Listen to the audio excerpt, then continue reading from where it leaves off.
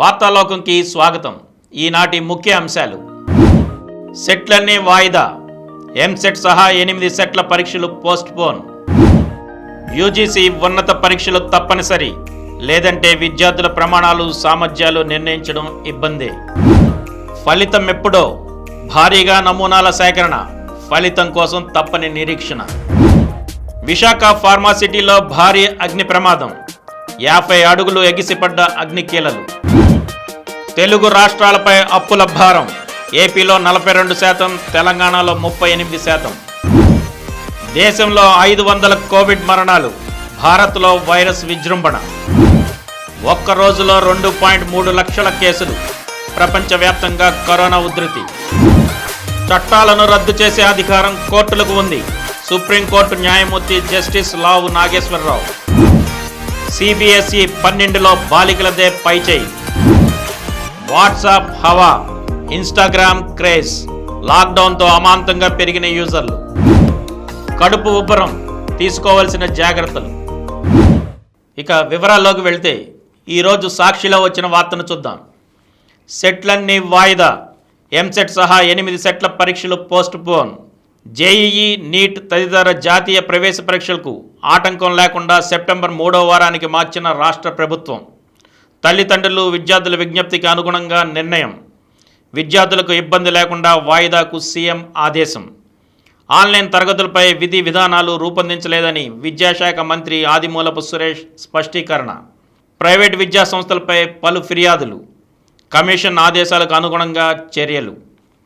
ఎంసెట్ సహా ఇతర సెట్లన్నింటి నిర్వహణను రాష్ట్ర ప్రభుత్వం వాయిదా వేసింది. జాతీయ స్థాయిలో నిర్వహించే జేఈఈ, నీట్, వివిధ యూనివర్సిటీల ప్రవేశ పరీక్షలతో పాటు పలు రాష్ట్రాల ప్రవేశ పరీక్షలు కూడా వాయిదా పడిన నేపథ్యంలో అందుకు అనుగుణంగా నిర్ణయం తీసుకోవాలని తల్లిదండ్రులు, విద్యార్థుల నుంచి పెద్ద ఎత్తున విజ్ఞప్తులు అందాయి. ఈ అంశాలను విద్యాశాఖ అధికారులు ముఖ్యమంత్రి వైఎస్ జగన్మోహన్ రెడ్డి దృష్టికి తీసుకురావడంతో రాష్ట్రంలోని అన్ని రకాల సెట్లను వాయిదా వేసి విద్యార్థులకు ఇబ్బంది లేకుండా చర్యలు తీసుకోవాలని ఆయన ఆదేశించారు. ఇక సాక్షిలోని మరో వార్తను చూద్దాం. ఉన్నత పరీక్షలు తప్పనిసరి, డిగ్రీ సహా ఉన్నత విద్యా కోర్సులకు సంబంధించి పరీక్షలు, మూల్యాంకనం, ఫలితాల వెల్లడి తప్పనిసరిని కేంద్ర మానవ వనరుల శాఖతో పాటు యూజీసీ స్పష్టం చేస్తోంది. అయితే కోవిడ్ దృష్ట్యా పరీక్షలపై పునరాలోచించాలని తమిళనాడు వంటి రాష్ట్రాలు కేంద్రానికి లేఖలు రాశాయి. ఢిల్లీ ప్రభుత్వం ఏకంగా యూనివర్సిటీల పరిధిలోని పరీక్షలను రద్దు చేసింది. ఈ నేపథ్యంలో యూజీసీ తాజా సూచనలు చేసింది. అవేమిటో చూద్దాం. డిగ్రీ తదితర ఉన్నత విద్యల కోర్సుల పరీక్షలను నిర్వహించి మూల్యాంకనం చేయడం ద్వారా అభ్యర్థుల ప్రమాణాలు, సామర్థ్యాల ఫలితాలు వెల్లడించాల్సిన అవసరం ఉంది. పరీక్షలు నిర్వహించకపోవడం వల్ల విద్యార్థులు చాలా నష్టపోతారు. జాతీయ, అంతర్జాతీయ స్థాయిలో మెరిట్ విద్యార్థులకు నష్టం వాటిల్లే ప్రమాదం ఉంది. పరీక్షల నిర్వహణలో మెరిట్ అభ్యర్థులకు జారీ చేసే సర్టిఫికెట్ల ఆధారంగా ప్రయోజనాలు చేకూరుతాయి. పరీక్షలు లేకుంటే వీటిని కోల్పోతారు. పరీక్షల వల్ల మెరుగైన ఉద్యోగ అవకాశాలు, పై స్థాయి విద్యాభ్యాసానికి వెళ్లేవారికి మెరుగైన స్కాలర్షిప్లు లభించే అవకాశాలు ఉంటాయి. ఈ నేపథ్యంలో ఆన్లైన్, ఆఫ్లైన్ లేదా 2 మోడ్లతో కలిపైన పరీక్షలు పూర్తి చేసి మూల్యాంకనం చేయడం తప్పనిసరి. ఇక ఈనాడులో వచ్చిన వార్తను చూద్దాం. ఫలితం ఎప్పుడో, భారీగా నమూనాల సేకరణ, ఫలితం కోసం తప్పని నిరీక్షణ, వైద్య సిబ్బందికి కష్టాలు, అంత్యక్రియల పైన ప్రభావం. వైరస్ నిర్ధారణ కోసం నమూనాలు ఇచ్చిన వారు ఫలితాల కోసం నిరీక్షిస్తూ క్షణమో యుగంలా గడుపుతున్నారు. ఇళ్లల్లోనే ఉండాలా, ఆసుపత్రుల్లో చేరాలా తేల్చుకోలేక సతమతమవుతున్నారు. సాధారణ జ్వరంతో బాధపడే వారికి ప్రైవేటు వైద్యం కూడా గగనమవుతోంది. కరోనా పరీక్షల నివేదిక ఉంటేనే చికిత్సలు అందిస్తామని ప్రైవేట్ ఆసుపత్రుల వారు తెగేసి చెబుతున్నారు. కాలక్రమేణా సకాలంలో చికిత్స అందక రోగుల ఆరోగ్యం విషమిస్తోంది. వైరస్ వ్యాప్తి ఉధృతంగా ఉన్నందున అనుమానిత లక్షణాలతో ఉన్నవారు ఎక్కువ సంఖ్యలో నిర్ధారణ పరీక్షలకు వస్తున్నారు. దీనికి తగ్గట్టు వసతులను పెంచి సత్వరం ఫలితాలను వెల్లడించడంపై దృష్టి పెట్టాలనే అభిప్రాయాలు ఉన్నాయి. నమూనాలు ఇచ్చిన వారు ఫలితం తెలిసేంత వరకు విడిగా ఉండేందుకు సిద్ధమవడం లేదు. కొందరు చొరవ చూపుతున్న ఇళ్లల్లో సౌకర్యాలు అంతంత మాత్రంగానే ఉంటున్నాయి. వారు తీసుకోవాల్సిన జాగ్రత్తలపై అవగాహన కరువవుతోంది. ఇంతలోనే ముప్పు ముంచుకొస్తోంది. కుటుంబీకులు బాధితులవుతున్నారు. ఇరుగు పొరుగు నుంచి కూడా సమస్యలు వస్తున్నాయి. వైరస్ సోకిన వారిలో 80% మందికి అనుమానిత లక్షణాలు కనిపించడం లేదు. ఈ పరిస్థితుల్లో నమూనాలు ఇచ్చిన వారు బయట తిరుగుతున్నందున వ్యాధి విస్తరిస్తోంది. వారిని ఆలస్యంగా ఆసుపత్రులకు తరలిసినందున అప్పటి వరకు వారితో సన్నిహితంగా ఉన్నవారు ఆందోళన చెందుతున్నారు. పరీక్షల కోసం వారు బారులు తీరుతున్నారు. విజయవాడకు చెందిన ఓ వృద్ధురాలు ఈ నెల 10న నమూనానిచ్చారు. సోమవారం మరణించారు. పరీక్షల ఫలితం ఇంతవరకు అందలేదు. ఈ పరిస్థితుల్లో అంత్యక్రియ నిర్వహణలో ఎలాంటి జాగ్రత్తలు తీసుకోవాలో తెలియక కుటుంబీకులు ఆందోళన చెందుతున్నారు. ఇక ఈనాడులో వచ్చిన మరో వార్తను చూద్దాం. విశాఖ ఫార్మాసిటీలో భారీ అగ్ని ప్రమాదం. 50 అడుగులు ఎగసిపడ్డ అగ్ని కీలలు. 10 కిలోమీటర్ల వరకు శబ్దాలు. దట్టంగా కమ్ముకున్న పొగలు. రామ్కీ ఫార్మాసిటీలోని విశాఖ సాల్వెంట్ సంస్థలో సోమవారం అర్ధరాత్రి భారీ అగ్ని ప్రమాదం సంభవించింది. సాల్వెంట్ రికవరీ కాలంలో ప్రమాదం సంభవించడంతో మంటలు భారీ ఎత్తున ఎగిసిపడ్డాయి. సంస్థ ప్రాంగణంలో ఉన్న రసాయనాల డ్రమ్ములకు కూడా మంటలు అంటుకోవడంతో అవి భారీ శబ్దాలతో పేలిపోయాయి. ఆ శబ్దాల దాటికి స్థానికులు తీవ్రంగా భీతిల్లారు. శబ్దాలు సుమారు 10 కిలోమీటర్ల దూరం వరకు వినిపించడం వాటి తీవ్రతకు నిదర్శనం. మంటలు 30 నుంచి 50 అడుగుల ఎత్తు వరకు ఎగసిపడటంతో ప్రమాద తీవ్రతను చూసి పరిసర ప్రాంతాల ప్రజలు తీవ్ర భయాందోళనకు గురయ్యారు. ఫార్మాసిటీకి సమీపంలోని హెచ్టీ విద్యుత్ లైన్లు కూడా వేడి తీవ్రతకు తెగి కింద పడ్డాయి. ప్రమాదాన్ని చూసిన సమీపంలోని పలు ఫార్మా సంస్థల్లో రాత్రి విధులు నిర్వర్తిస్తున్న ఉద్యోగులు, కార్మికులు భయంతో పరుగులు తీశారు.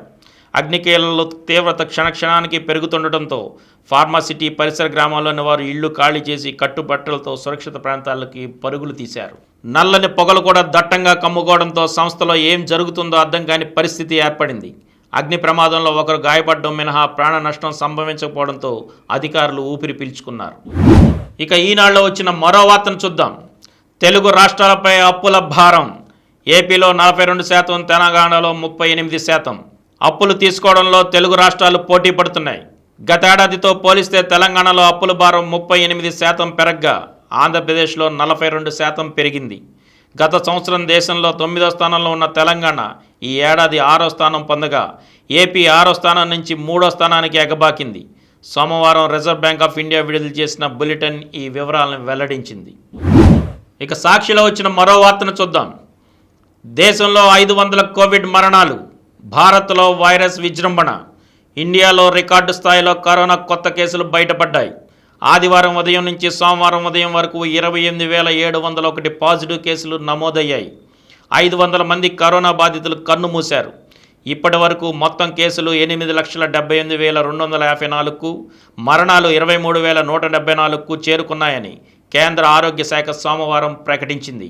మొత్తం బాధితుల్లో 5,53,470 మంది కోలుకున్నారు. ప్రస్తుతం 3,01,609 మంది చికిత్స పొందుతున్నారు.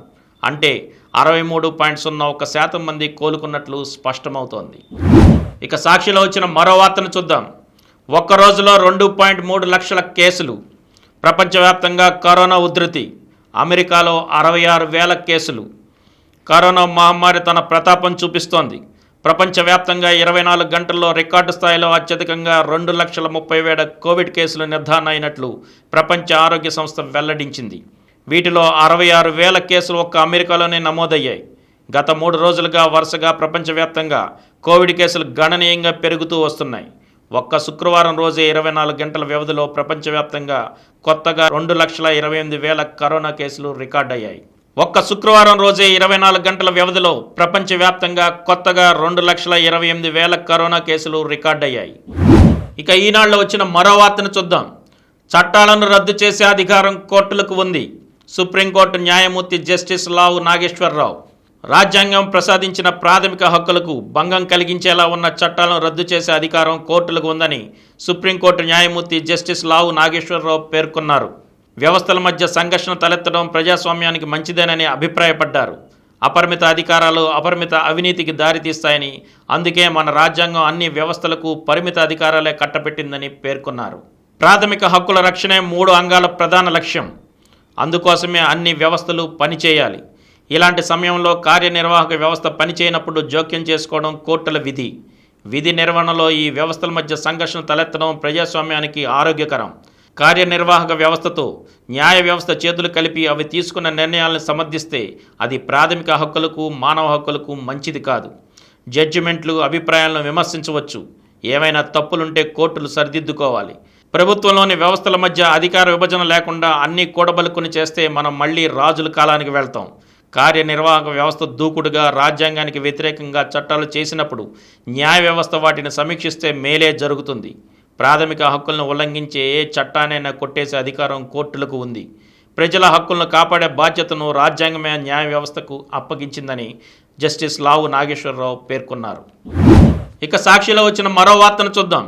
సిబిఎస్ఈ 12లో బాలికలదే పైచేయి, ఫలితాలను వెల్లడించిన బోర్డు. ఈసారి మెరిట్ లిస్టు లేనట్లే. సిబిఎస్ఈ 12వ తరగతి పరీక్ష ఫలితాల్లో బాలురపై బాలికలే పైచేయి సాధించారు. ఈ ఫలితాలను సిబిఎస్ఈ సోమవారం ప్రకటించింది. గత ఏడాది కంటే ఈసారి ఉత్తీర్ణత 5.38% పెరిగింది. కరోనా వైరస్ వ్యాప్తి నేపథ్యంలో ఈ ఏడాది మెరిట్ లిస్టు ప్రకటించకూడదని బోర్డు భావిస్తున్నట్లు సమాచారం. అలాగే ఉత్తీర్ణత సాధించిన వారి మార్కుల లిస్టులో ఫెయిల్ బదులు ఎసెన్షియల్ రిపీట్ అనే పదం చేర్చనున్నారు. ఇక సాక్షిలో వచ్చిన మరో వార్తను చూద్దాం. వాట్సాప్ హవా, ఇన్స్టాగ్రామ్ క్రేజ్. లాక్డౌన్లో అమాంతంగా పెరిగిన యూజర్లు. కరోనా వైరస్ వ్యాప్తి, లాక్డౌన్ దేశంలో సోషల్ మీడియా వాడకాన్ని అమాంతం పెంచుతున్నాయి. గతంలో సోషల్ మీడియా వేదికలను మిత్రులతో భావాలు పంచుకునేందుకో సరదా కోసమో ఎక్కువగా ఉపయోగించేవారు. కానీ లాక్డౌన్తో బయటకు వెళ్ళలేని పరిస్థితుల్లో విద్య, విజ్ఞాన తదితర వ్యవహారాలకు వీటిని వినియోగించడం ఎక్కువైంది. దీంతో వాట్సాప్ యూజర్ల సంఖ్య గణనీయంగా పెరుగుతోంది. ఇక టిక్ టాక్పై నిషేధంతో యూజర్లు వినోద సాధనంగా ఇన్స్టాగ్రామ్ను అధికంగా వాడుతున్నారు. ఇక ఈనాడులో వచ్చిన మరో వార్తను చూద్దాం. కడుపు ఉబ్బరం, తీసుకోవాల్సిన జాగ్రత్తలు. మనకు ఆకలి వేయడం, తిన్నది జీర్ణం కావడం అనేది మనసు మీద ఆధారపడి ఉంటాయి. మెదడు, జీర్ణకోశ వ్యవస్థకు మధ్య గల సంబంధం అలాంటిది. ఒత్తిడి, ఆందోళన మూలంగా జీర్ణకోశ వ్యవస్థ దెబ్బతింటుంది. ఇది రకరకాల సమస్యలకు దారితీస్తుంది. వీటిల్లో కడుపు ఉబ్బరం ఒకటి.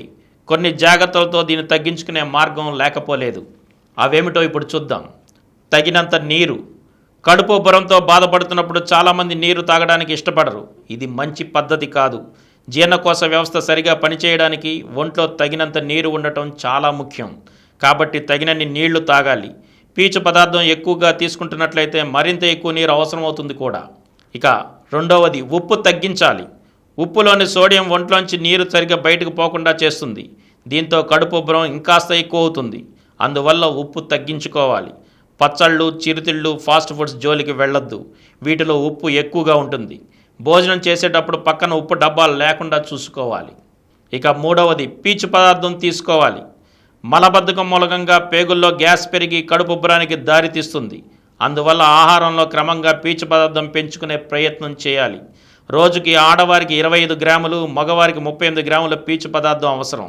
పీచు మూలంగా పేగుల్లో మంచి బ్యాక్టీరియా సైతం వృద్ధి చెందుతుంది. ఇది పేగుల ఆరోగ్యానికి ఎంతగానో ఉపయోగపడుతుంది. మెంతుల్లో పీచు దండిగా ఉంటుంది. బత్తాయి వంటి పుల్లటి పండ్లు, అత్తి పండ్లు, ఓట్స్ వంటి వాటితోనూ నీటిలో కరిగే పీచు ఎక్కువగా లభిస్తుంది. తాజా ఆకుకూరలు, కూరగాయలు, పొట్టు తీయని ధాన్యాలు, గింజపప్పులు, విత్తనాలు సైతం మేలు చేస్తాయి. ఇక నాలుగవది, తక్కువగా తినడం. ఇది జీర్ణకోశ వ్యవస్థ సరిగా పనిచేయడానికి తోడ్పడుతుంది. భోజనాన్ని 2 భాగాలుగా చేసుకుని 2-3 గంటల వ్యవధిలో తినడం మంచిది. తక్కువ తినడం వల్ల ఆకలిగా, బడలిగ్గా అనిపిస్తే గింజపప్పులు వంటి ఆరోగ్యకరమైన చిరుతిళ్ళు తినొచ్చు. అలాగే ఆహారాన్ని నెమ్మదిగా బాగా నమిలి తినడం మరవద్దు. గబగబా తింటే మరింత ఎక్కువగా గాలి లోనికి వెళ్తుంది. ఇది కడుపు ఉబ్బరాన్ని మరింత ఎక్కువ చేస్తుంది. ఇక చివరగా వ్యాయామం. శారీరక శ్రమతో పేగుల కదలికలు మెరుగవుతాయి. దీంతో మల పదార్థం త్వరగా ముందుకు కదులుతుంది. ఫలితంగా గ్యాస్ ఉత్పత్తి కాదు. ఒకవేళ ఉత్పత్తి అయినా త్వరగా బయటకు వెళ్ళిపోతుంది. రోజుకు కనీసం అరగంట సేపు వ్యాయామం చేయడం అలవాటు చేసుకోవాలి. ఆరు బయట కాసేపు నడిచినా కడుపు ఉబ్బ నుంచి ఉపశమనం లభిస్తుంది. ఇక ఈనాడులో వచ్చిన మరో వార్తను చూద్దాం. చర్మం గరుకేలా. చర్మం పైపొరలో నీటి శాతం తగ్గడం మూలంగా చర్మం పొడిబారుతుంటుంది. వయసు మీద పడుతున్న కొద్దీ ఇది ఎక్కువ అవుతూ వస్తుంటుంది. దీనికి కారణం చర్మంలో సహజ నూనెలు, జిగురు ద్రవ్యాలు తగ్గిపోవడమే. తేమ, ఉష్ణోగ్రత వంటివి చర్మం నునుపుదనం మీద ప్రభావం చూపుతుంటాయి. సాధారణంగా కాళ్ళు, చేతుల మీద చర్మం పొడిబారడం ఎక్కువగా చూస్తుంటాం. దీనికి వయసుతో పాటు మధుమేహం, హైపోథైరాయిడిజం వంటి సమస్యలు దోహదం చేస్తుంటాయి. మధుమేహంతో బాధపడే వారిలో చర్మం ముడతలు పడే చోట, అంటే మెడ, గజ్జలు, చంకలు చర్మం నల్లగా, మందంగా తయారవుతుంటుంది. హైపోథైరాయిడిజం వంటి హార్మోన్ సమస్యలు దీనికి దోహదం చేయవచ్చు. అందువల్ల మధుమేహం ఉందో లేదో ముందుగా పరీక్షించుకోవాలి. మధుమేహం ఉంటే మందులతో గ్లూకోజ్ అదుపులో ఉంచుకోవాలి. ఆహార, వ్యాయామ నియమాలతో బరువు తగ్గించుకోవాలి. ఇది హైపోథైరాయిడిజం విషయంలోనూ మేలు చేస్తుంది. కొన్ని రకాల బీపీ మందులతోనూ చర్మం ఎండిపోవచ్చు. అది చర్మ సమస్య, ఇతరత్ర సమస్యలు కారణమవుతున్నాయా అనేది తెలుసుకోవాలి. ఇతరత్ర సమస్యలైతే ఆయా నిపుణులను సంప్రదించి చికిత్స తీసుకోవాలి. అలాగే స్నానం చేసేటప్పుడు కొన్ని జాగ్రత్తలు తీసుకోవాలి. మామూలు సబ్బులకు బదులుగా గ్లిజరిన్ సబ్బులు వాడుకోవాలి. ఇవి చర్మం మృదువుగా ఉండడానికి తోడ్పడతాయి. గోరువెచ్చని నీటితో స్నానం చేస్తే మంచిది. చాలామంది మురికి బాగా పోవాలని మరీ గట్టిగా రుద్దుకుంటూ ఉంటారు. ఇది మంచిది కాదు. ఎక్కువగా రుద్దితే చర్మంలోని తేమ బాగా తగ్గుతుంది. దీంతో సమస్య మరింత ఎక్కువ అవుతుంది. స్నానం చేసిన వెంటనే చర్మం పొడిబారే చోట white soft paraffin, glycerin, paraffin వంటి వాటితో కూడిన మాయిశ్చరైజింగ్ లోషన్ రాసుకోవాలి. ఇక ఈనాడులో వచ్చిన మరో వార్తను చూద్దాం. ఆపరేషన్ మచ్చ పోవాలంటే మచ్చను ఎవరూ పూర్తిగా తొలగించలేరు. అయితే కొన్ని పద్ధతుల ద్వారా సైజును తగ్గించి స్పష్టంగా కనిపించకుండా చేయగలరు. సాధారణంగా ఆపరేషన్ చేసిన తర్వాత హీలింగ్ చేసినప్పుడు ఇది ఏర్పడుతుంది. కుట్లు ఎంత లోతు వరకు పడ్డాయి, ఆపరేషన్ చేయించుకున్న వారి వయసు వంటి విషయాల మీద ఆధారపడి ఉంటుంది. అలాగే బాగా కదిలే భాగంలో కుట్లు పడితే మచ్చ విస్తరించే అవకాశం ఉంది. సిలికాన్ జెల్ షీట్స్, స్కార్ క్రీమ్లు వాడటం ద్వారా మచ్చ తీవ్రతను తగ్గించవచ్చు. ప్లాస్టిక్ సర్జరీ ద్వారా పెద్ద మచ్చను చిన్నగా చేయవచ్చు, కానీ పూర్తిగా నిర్మూలించలేరు. స్కిన్ గ్రాఫ్ట్ ద్వారా వేరే చోట నుంచి చర్మం తీసుకొని అక్కడ కుడతారు. లేజర్ సర్జరీ ద్వారా మచ్చపై చర్మాన్ని తొలగిస్తారు. తర్వాత అక్కడ మెల్లగా కొత్త చర్మం వస్తుంది. ఈ పద్ధతిలో కూడా పూర్తిగా మచ్చను తొలగించలేరు. కొందరికి మచ్చ ఉన్న చోట దురద కూడా ఉంటుంది. ఇంజెక్షన్ చేసి దాన్ని నివారించవచ్చు. కెమికల్ పీలింగ్ ద్వారాను మచ్చను కొంతవరకు తగ్గించవచ్చు. ఇక సహజమైన పద్ధతులు ఏమిటో చూద్దాం. Vitamin E, aloe vera, cocoa butter, retinol cream పాత చర్మ కణాలను తొలగించి చర్మాన్ని మృదువుగా చేస్తాయి. మరీ ఇబ్బందిగా ఉంటే లేజర్ చికిత్సకు వెళ్ళవచ్చు. అయితే ఏ చికిత్సలోనూ మచ్చను పూర్తిగా తొలగించడం వీలు కదనే విషయాన్ని గుర్తుంచుకోవాలి. మరిన్ని వార్తా విశేషాలతో రేపటి వార్తాలోకంలో కలుద్దాం. Thank you.